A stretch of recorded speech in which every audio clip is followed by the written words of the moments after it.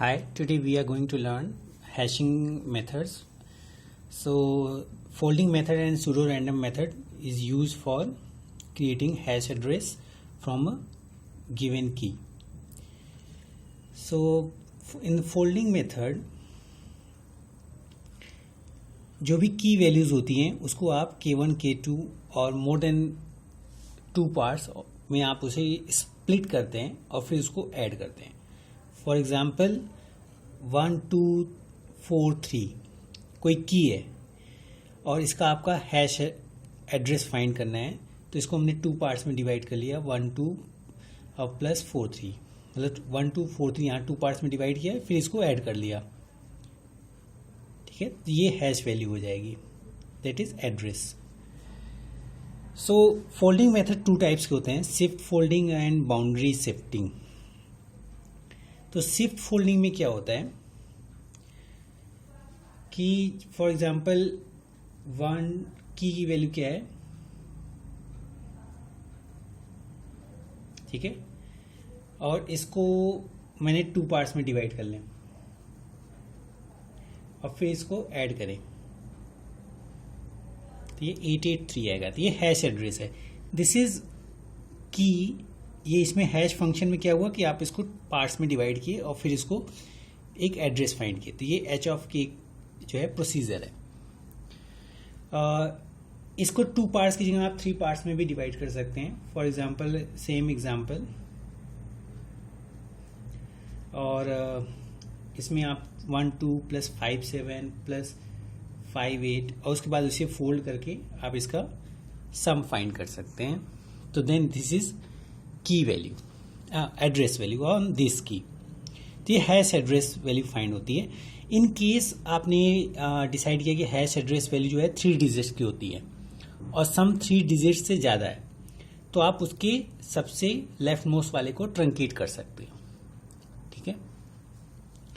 Second है boundary shifting. तो boundary shifting में क्या होता है कि some parts of folded keys are reverse and then some. तो कुछ पार्ट्स जो है आप जब फोल्ड करते हैं तो उसको रिवर्स करके फोल्ड करते हैं. फॉर एग्जांपल दिस एग्जांपल में के की वैल्यू क्या है, 1, 2, 5, 7, 7, 5, 7, 5, 8. तो इसको 2 पार्ट्स में आपने डिवाइड करना है, 1, 2, 5, 7, 5, 8. और आपने ये एज्यूम किया कि जो राइट वाला मोस्ट पार्ट है उसको रिवर्स करके ऐड करना है.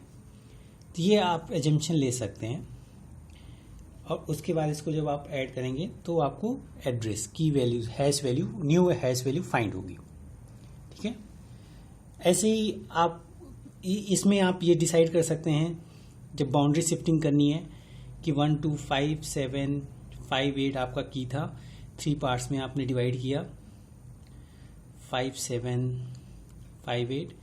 तो ये 1, 2, 5, 7, 5, 8 आपने शिफ्ट फोल्डिंग में किया था.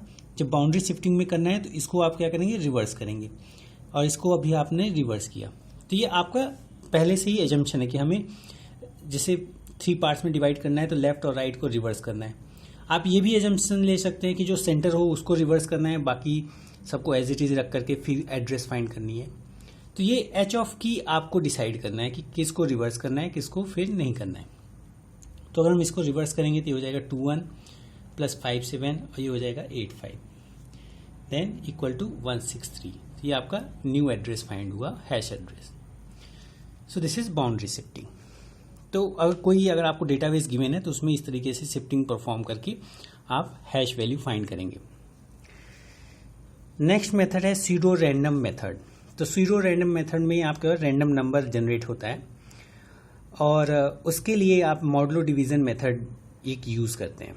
और मॉडुलो डिवीजन मेथड हमने इस तरीके से यूज किया है. के जो है की वैल्यूज है, ए कोएफिशिएंट है और सी कोई कांस्टेंट वैल्यू है, और कोई साइज हम डिसाइड करेंगे मॉडुलस ऑपरेटर परफॉर्म करने के लिए.